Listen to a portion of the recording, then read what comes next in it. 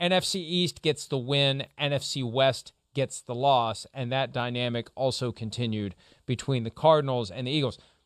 Jalen Hurts was right last week when at his midweek press conference, nobody asked him a single question about the Cardinals. He essentially asked himself a question just so he could say, we have to take the Cardinals seriously.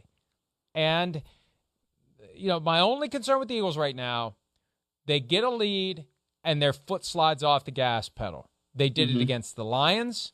They kind of did it against the Jaguars, even though they're down 14-0. They're in the process of pulling away, and the Jaguars made it interesting late.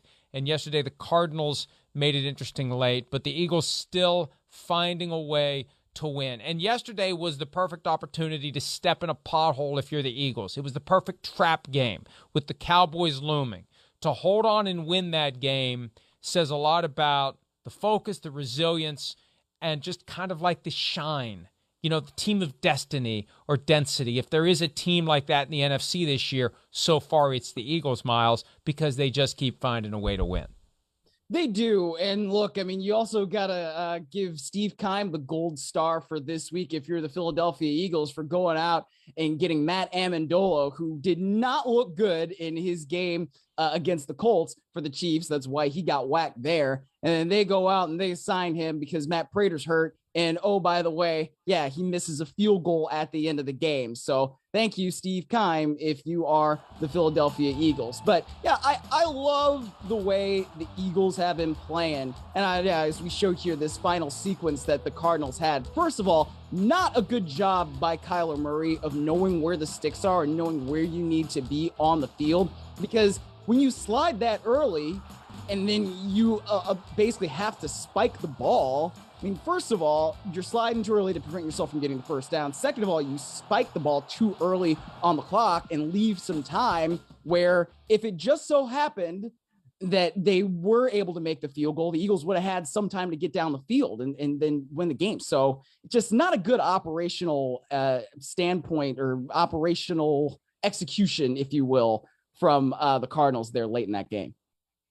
Yeah, and the poor Cardinals, they did have a chance to steal it in the Amendola miss. And I'm looking at the post from MDS last night. We have 5 uncensored F-bombs in that post where Justin Pugh is defending Matt Amendola, saying it's not on one bleeping guy. Everyone's waiting around on one bleeping guy to come back here and talk. This bleeping ain't right. It's not right. It's not on one bleeping guy. That's what Justin Pugh said as a scrum was gathered to grill Matt Amendola That's nice. on his ugly, awful miss. And then the final F-bomb, if you're keeping score, Pugh said to Amendola, keep your effing head up. So Justin Pugh being a good teammate for a guy who just came through the door and will probably be exiting through the door very quickly.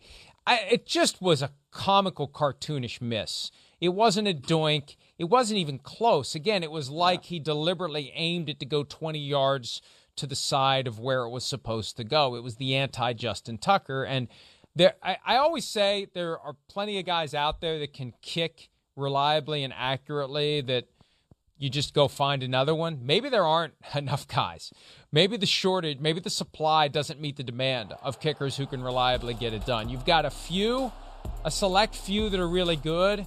Then you got a bunch of guys that are okay. Then you got the ones who, just can't make kicks, but they keep getting chances because there's no one else. Yeah, it's true. And especially it just seems like there's been a lot of injured kickers this year. There's another kicker injury yesterday for the 49ers. Robbie Gold, we'll have to see where that one goes this week. And it's kind of weird for them because they're staying on the East Coast as they played Carolina last week and they'll play another East Coast game this week. So we'll see what happens there. But yeah, it's not great unless you're Justin Tucker. Even kickers drafted in the 4th round are missing 2 field goals in their games. Yesterday, I would have won you the game for Cleveland. I haven't seen, what we're talking about that coming up. I haven't seen where the 49ers are staying this week. They've stayed at the Greenbrier just down the road from me here in West Virginia in the past. I could go down and hang out with Kyle. Oh, yeah. I'm sure he'd like that. I'm sure he would. Kyle. I like Kyle. I don't think Kyle likes me, but I'm too old to give a shit about a lot of things. But I wonder if they're staying down at the Greenbrier. Saying that word on television? They've stayed at Youngstown in the past, where the DeBartolos are from, the family that's owned the team for years. I wonder where they're staying. I guess I should look that up. I feel like I should already know that. Maybe they are at the Greenbrier. Maybe I'll jump in the car and drive down to hang out with Kyle tonight, or not. No. Let's go ahead and take a break. We'll hand out some Week 5 superlatives or otherwise when this Monday edition of PFT Live, presented by Google Pixel, continues right after this. What the?